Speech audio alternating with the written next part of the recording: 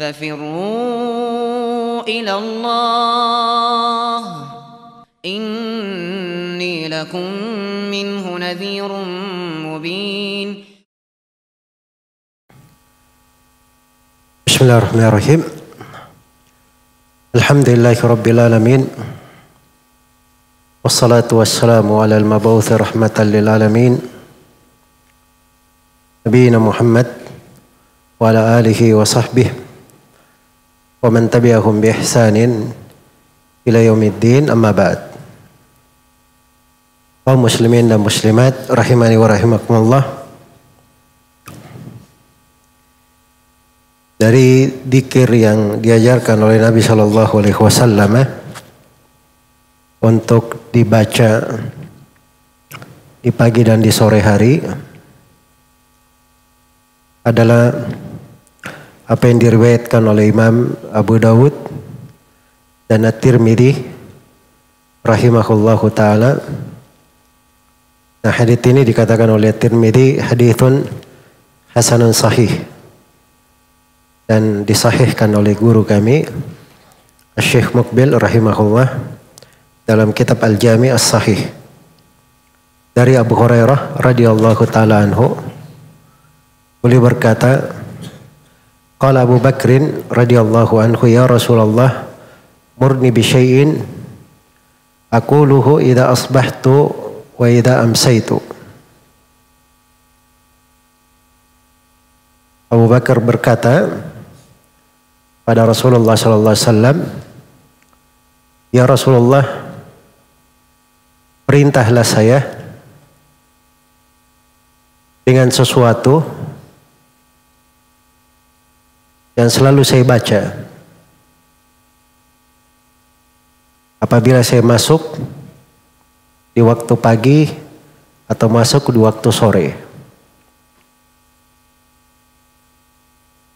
Jadi ini menunjukkan kebiasaan para sahabat Rasulullah sallallahu alaihi wasallam di dalam memperbanyak amalan dan ketaatan.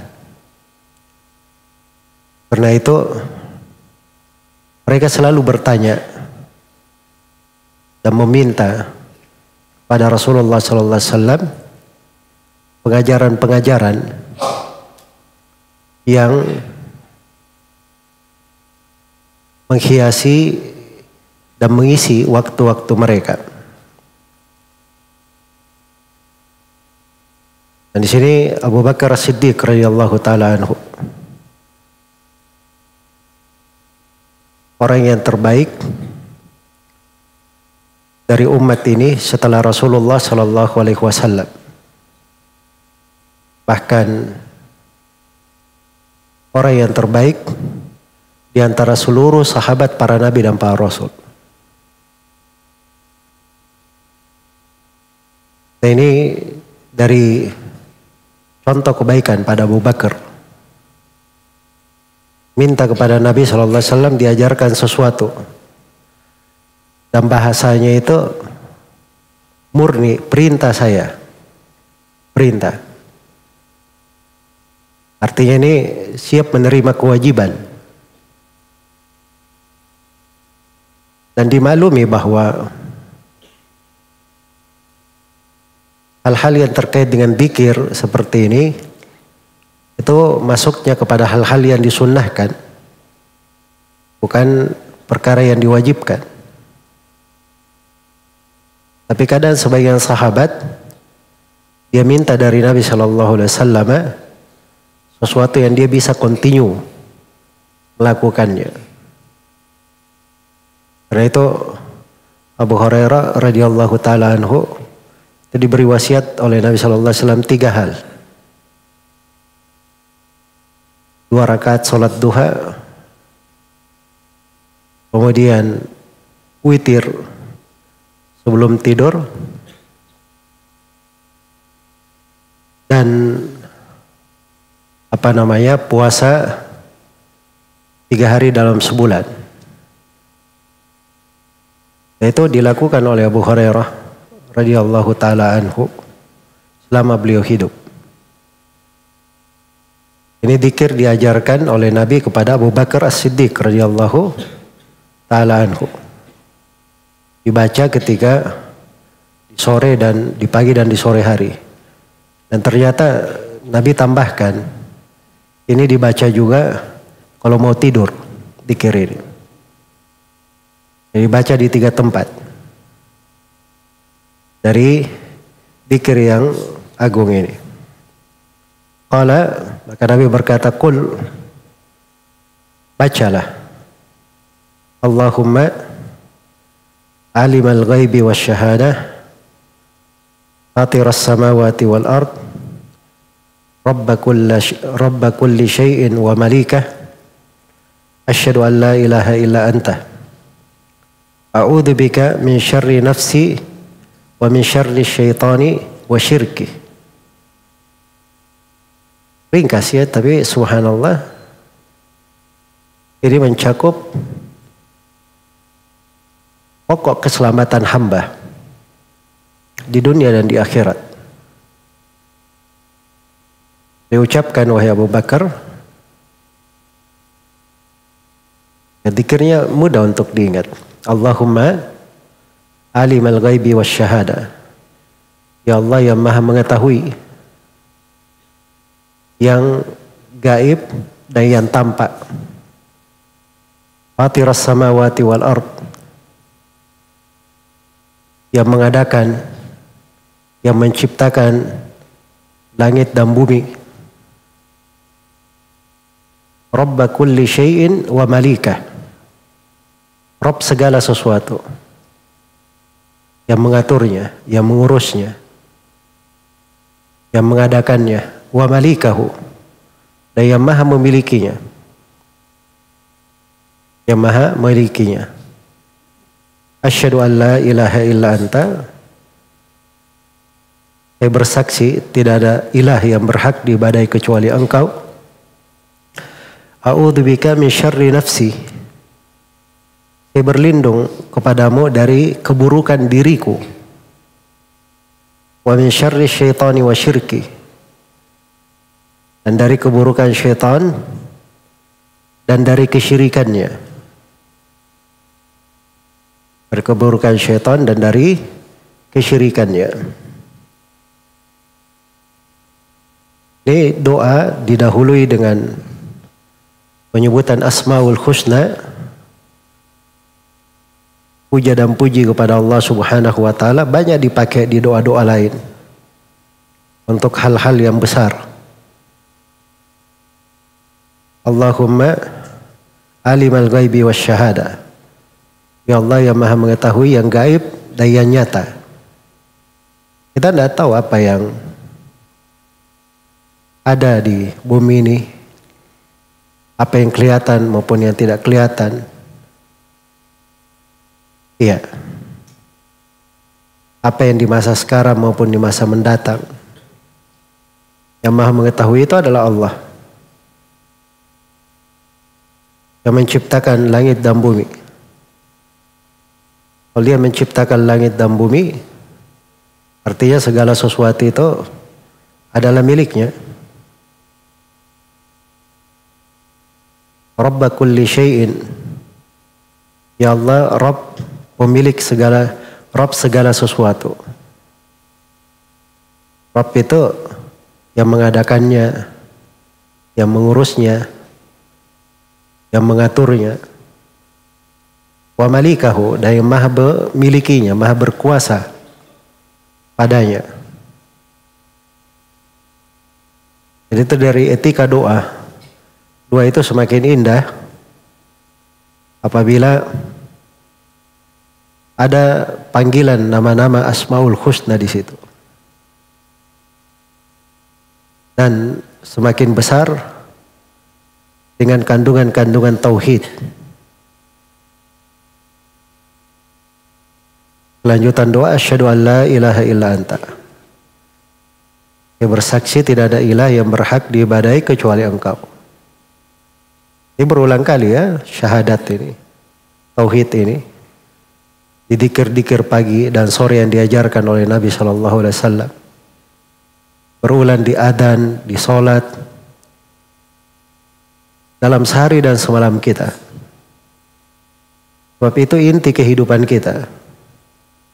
Kita dicipta oleh Allah Subhanahu wa taala untuk beribadah kepadanya. Wa ma khalaqatul jinna wal insa illa liya'budun. Tidaklah aku menciptakan jin dan manusia kecuali supaya mereka beribadah kepadaku. Karena itu dari sikap orang yang memahami agama dan mengerti fikih dalam agama, dia selalu melihat bendera-bendera tauhid, panji-panji tauhid di dalam lembaran-lembaran kehidupannya, dalam kesehariannya. Itu selalu harus kita hadirkan. Itulah tauhid. Mana-mana ini kalau bagus dihadirkan, itu pasti seorang akan berada di atas husnul khatimah. Nah, dia selalu menghadirkan makna dan kandungan tauhid di dalam kehidupannya. Iya. Jadi pada kalimat-kalimat dzikir luar biasa untuk direnungi dan dicermati. Setelah menyebut nama Allah, memanggil dengan Asmaul Husna, kemudian menyebut dari tauhid kepadanya, lalu disebutkan permohonannya, yaitu perlindungan diri, memohon perlindungan kepada Allah. A'udzubika min syarri nafsi. Saya berlindung kepadamu ya Allah dari keburukan diriku. Ini jiwa ini itu memang ada keburukannya. Iya. Jangankan kita, Nabi SAW saja di khutbah hajat beliau berkata wa na'udzu billahi min syururi anfusina. Kami berlindung kepada Allah dari keburukan diri kita. Ini doa diajarkan kepada Abu Bakar As-Siddiq, orang yang terbaik setelah Nabi Muhammad SAW di tengah umat ini. Diajarkan berlindung dari keburukan dirinya. Sebab keburukan diri itu selain daripada musuh yang paling berbahaya, dia adalah musuh yang paling dekat dari kita. Musuh yang paling dekat dari kita. Nah itu syaitan. Karena dekatnya syaitan, dikatakan dalam hadits riwayat Bukhari dan Muslim, inna syaitana yajri fi ibni Adam majrad dam. Sungguhnya syaitan itu berjalan pada anak Adam di aliran darahnya. Itu dekat sekali syaitan dan bisa membahayakan. Makanya datang ada perlindungan berikutnya yang kedua. Allah telah berfirman, inna syaitana lakum aduun fattakhiduhu aduwa. Sungguhnya syaitan itu bagi kalian adalah musuh, terus kalian menganggapnya sebagai musuh. Jangan pernah lalai. Syaitan ini musuh. Tidak ada musuh di dalam catatan sejarah yang lebih berbahaya daripada syaitan. Tidak ada istirahatnya. Sudah hidup dalam menyesatkan manusia ribuan tahun. Dan akan hidup sampai hari kiamat. Dan syaitan ini terus menyerang manusia dengan segala semangatnya. Tidak pernah letih di dalam hal itu. Makanya diingatkan, inna syaitana lakum adu.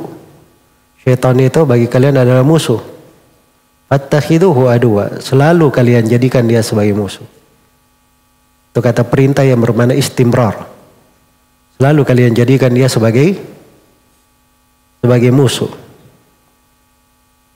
Ini karena yang dekat ini yang paling berbahaya. Dan jiwa itu Bagaimana di dalam ayat dikatakan innan nafsa la'ammaratun bisu illa ma rahima rabbi. Jiwa itu memerintah dengan hal yang buruk. Selalu memerintah dengan hal yang buruk. Kecuali siapa yang dirahmati oleh Allah. Makanya kita harus ada langkah-langkah di dalam mengekang jiwa itu. Salah satunya adalah dzikir pagi dan sore. Kita berlindung kepada Allah dari keburukan diri kita.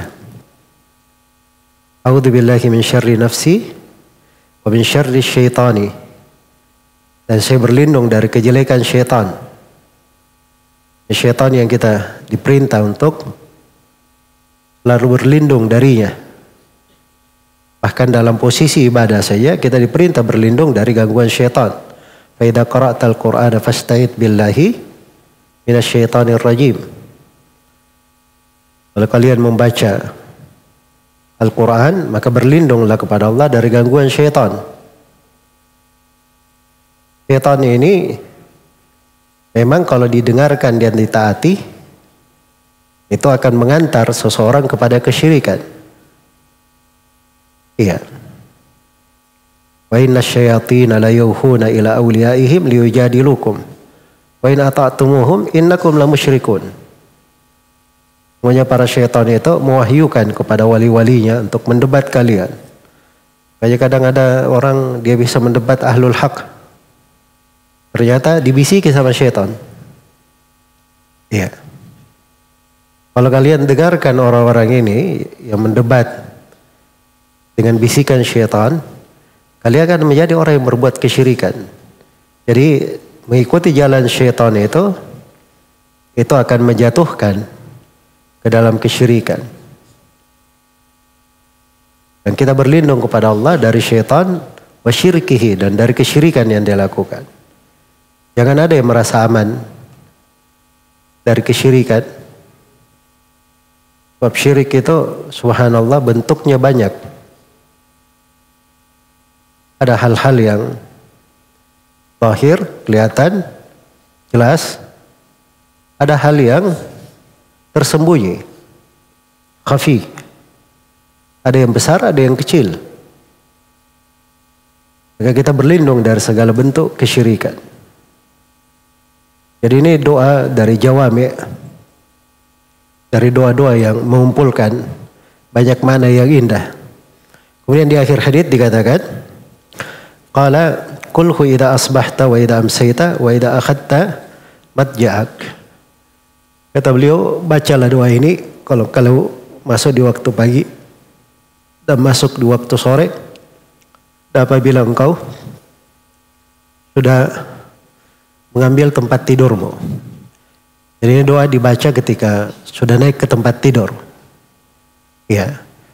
Doa-doa di malam hari itu beraneka ragam ya. Ada yang dibaca boleh ketika masuk di waktu malam, walaupun belum tidur.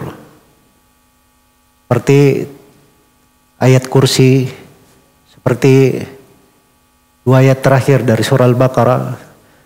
Itu dari malam hari masuk malam sudah bisa dibaca, walaupun belum tidur. Sebab itu perlindungan di malam hari. Iya. Dan ada doa yang dibaca khusus sebelum tidur. Dan itu mungkin jumlahnya lebih banyak daripada doa pagi dan sore. Doa-doa yang dibaca sebelum tidur. Insyaallah ta'ala kalau masih ada umur dan kesempatan kita akan terangkan nanti di malam-malam yang akan datang. Subhanakallahumma wa bihamdik asyhadu an la ilaha illa anta astaghfiruka wa atubu ilaik walhamdulillahi rabbil alamin.